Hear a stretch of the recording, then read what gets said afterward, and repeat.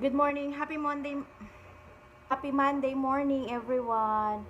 Actually, masama talaga yung pakiramdam ko, pero hindi ko talaga maiwasang hindi mag-react sa napanood kong reels or video kanina ng isa sa ating mga ka-reels or isa sa ating mga katulad din natin na digital creator. So, sumakit ang ulo ko at the same time, di ako na-entertain. Actually, mixed emotion. Hindi ko alam kung ano yung reaction ko. Maiinis ba ako? Or tatawanan ko ba? Or maaawa ako sa kanya? So, para magkaroon kayo ng idea, eto yun, papanoorin ko sa inyo, ha? But the rivers are where we sat down. Yeah, we would. What would I remember? Once I throw in this out, wow, wow, what you gonna say? But the rivers are where we sat down. Yeah, we would.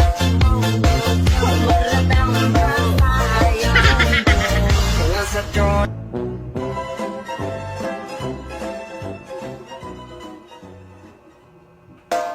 But the rivers are where we sat down. Yeah, we would. What would I remember? Once I throw in this out, wow, wow, what you gonna say? But the rivers Na-entertain ba kayo? Alam nyo, nung pinanood ko yan, syempre pumunta ako sa comment section, ano. So, alam nyo, nung pinanood ko yan, so syempre, nagmarites ako, tumingin ako sa comment section. Hati-hati yung reaction ng mga tao. So, anong masasabi nyo, mga mare? Mga kerils? Naku po, huwag naman sana umabot tayo sa ganito.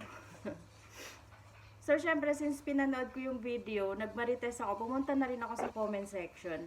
Actually, hati yung reaction ng mga nanunood. Pero, lead naman sa kaalaman natin lahat na yung kantang ginamit niya na background is nasa Bible verse, which is yung Psalm 137, I think. Mamaya check natin. So, karamihan sa kanila, mga nainis, or so sabi dito may ilan sa mga natuwa or ginawang katatawanan yung video. Sabi ni MB Bitbit, ha ha ha kadiri.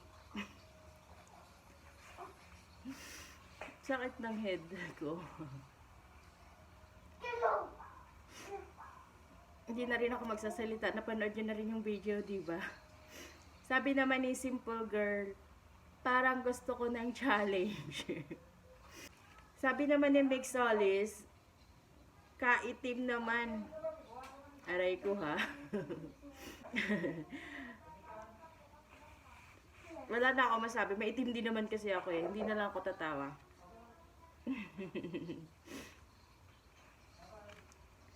Tapos sabi naman ni Jerome Calandria, nakakahiya ito. Sa akin, mas siguro 80% talaga na nahiya ako sa part ko as babae. 80% tapos 19%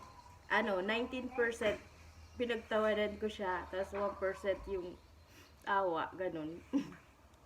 Sorry.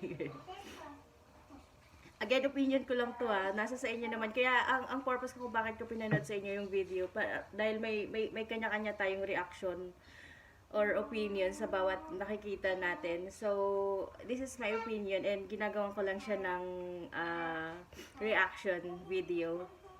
Kasi nga, may aral siya, in fairness. Sabi ni Jack Vlog, parang nagpapaalam na si ate sa mundo. Ingat ka sa iyong paglalakbay, naway tanggapin ka ni San Pedro doon. Kasi ito yung isa sa nag ano sa akin, what do you call this? nagtawag sa attention. Sabi ni Joe De Costa, so, have fun, you should smile, you are gorgeous. Double meaning kasi siya para sa akin. Pero again, kayo nang humusga, ha? Thank you for watching.